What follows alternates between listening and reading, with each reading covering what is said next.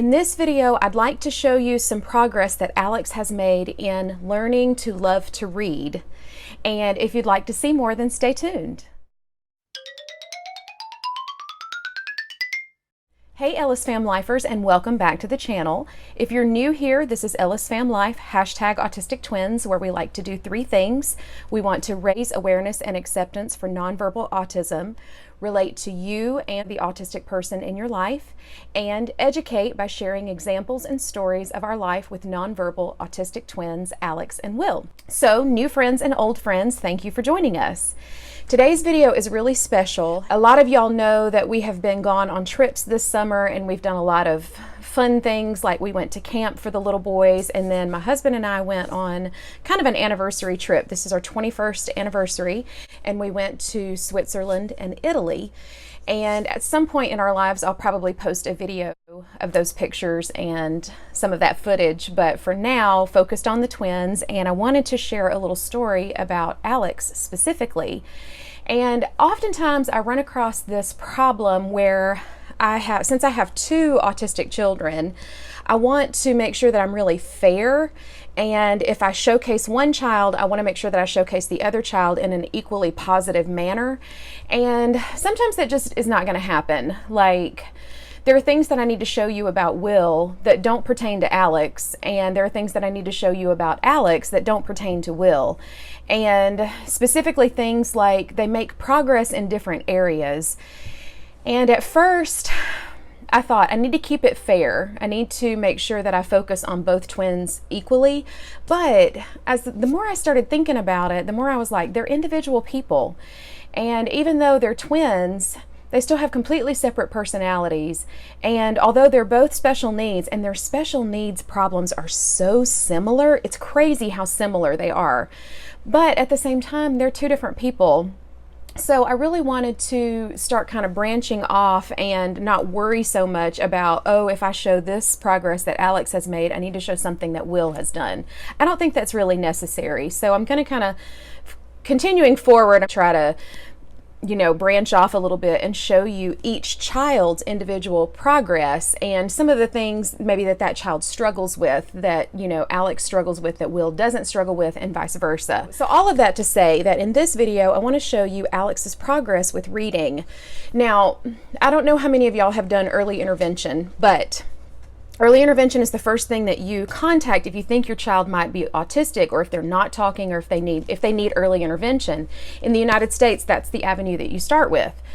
So when we started early intervention, most of y'all have seen my videos of, the goods and bads about early intervention. Well, the therapist would really, really highly encourage us to read to the boys. And I absolutely believe in that. I think that reading to the boys and reading to children in general absolutely exponentially helps development. So with that in mind, I was gung-ho about reading to these children. I was going to read to these children whether they wanted me to or not. And I put a little tiny before clip partway through the video so that you can see where Alex started and where he's come. And I'm going to tell y'all right now, reading to them when they were toddlers and right when we were first starting this journey was a complete disaster. It was awful. Like, it makes me want to cry just thinking about it, because they did not have the attention span. They were completely in the fog, and it felt worthless to me. It felt worse than worthless. I felt like anytime I tried to sit down with them and read, it felt like I was taking steps back, not taking steps forward.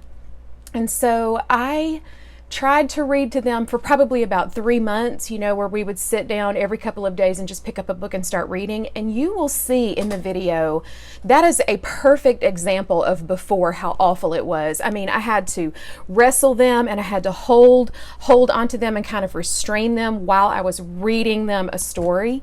And it was just the worst feeling ever. And it created such a sense of failure. Like, not only are they, and at that point I had not entertained the idea that they were actually autistic. We didn't have a diagnosis. We still had that nebulous feeling of we can fix them. And that was a really difficult place to be, because you'll see in the video, it was so frustrating to try to read to them that I just wanted to throw in the towel and say, I give up. I don't know what's wrong with them. I can't fix them. And it was just a really sad, depressing time of life to be in. And thank the Lord, I have come so far. My husband and I have both come so far, and the big boys, and we've all come so far as a family that I know a lot more now than I did then. And a lot of y'all have followed us through this journey, and you've seen how far we've come. And so I'm at a much better place now. So all of a sudden one day, I looked up and realized that Alex was reading a book. So having given you that background and having come from that disastrous, terrible time, to look up and register that he is reading a book on purpose, like for fun, because he enjoys it, was like, a light bulb moment, because I didn't think it would ever happen. And those of you who have special needs children, you know that even the tiniest victories are still incredible victories. Like, you celebrate when your child says one word, when they're 5 or 6 or 7 or 8 or 10 years old and they say their first word. It's like they just got their driver's license. It's that big. Or they graduated from high school, because progress is so much slower, and you don't know where they're going to land. So anytime they have progress, it just feels like the heavens open up and the angels sing down in 4-part harmony. So anyway, this past summer, during the summer, while we were doing all of our things, I looked up one day and realized that Alex was reading. And those of you who have watched, I know y'all know, and a lot of you know that Alex loves trains, is obsessed with trains, loves Thomas the Tank Engine, loves playing with trains, loves holding trains, loves watching trains. We have whole YouTube channels loaded on our list where it's just someone has set up a camera and videoed real trains and set them to music. Apparently there are other people in the world who love trains this much that they video trains, and my little 5-year-old autistic son is obsessed with those videos, and that can calm him down in a meltdown faster than anything. Is if I say, do you want to watch the trains? And we turn the trains on and he watches either Thomas the Tank Engine or his train videos on YouTube. So one day, I don't know if one of the big boys said something about it or what, but all of a sudden I noticed that Alex was loving to read, and he had picked up, you'll see in the video, a little Thomas book about trains, and he was reading this Thomas story. And now the big boys and I kind of joke, like, you know how autistic children sometimes are really, really smart in certain areas, and all of us have kind of joked of, I bet he really knows how to read, because sometimes they do that, you know. I don't know if he knows how to read or not, but he's looking at those pictures and those words like he knows. So because we noticed that, we decided we would just start reading to him. So anytime he was holding that book, we would just pick it up and sit with him and start reading with him, to the point where he spontaneously began bringing us the book and asking us to read it. I mean, you can obviously tell that's what he was doing. So I just captured moments of us reading to him and him engaging. And that's the biggest thing, y'all, is that he is engaging with the story. Like, he's looking at the pictures, and I feel like he's almost looking at the words, engaging with this story. And you can see all of the expressions. He's scared when Thomas is scared. He's happy when Thomas is happy. And at the end of the story, you can see that he really enjoyed the story. And there was one point, I didn't really show it in the video, but we read the book 3 times. So he sat literally for about 20 minutes while I read the book through 3 times so that he could listen and enjoy. And then there's one point where we're like, okay, well, if he's following the words, then we need to make sure that he's following the words with his fingers. So my husband sat with him in the time that he was reading. They followed the words with their fingers, just to kind of give him an idea of what the flow looks like with the words. Now, we laugh and joke that he might know how to read. I don't really think he knows how to read, but I mean, I really don't know that he knows the words. But you know, autistic kids a lot of times will recognize the words even though they don't recognize what the words mean. So, you know, the sky's the limit. Who knows? And I just know that it's a huge surprise and answer to prayer that he is trying to read. If you look at that first video that I post where he is just fighting it tooth and nail and I'm having to hold him down to read to him, to moving to, 3.5, 4 years later where he is engaged and listening to the story and understands what I'm saying and the fog is lifting, is such a huge answer to prayer. And it's one of those fun things that we just take as it comes and enjoy as it comes. So I hope you all enjoy as much as we have looking and watching Alex begin to love to read.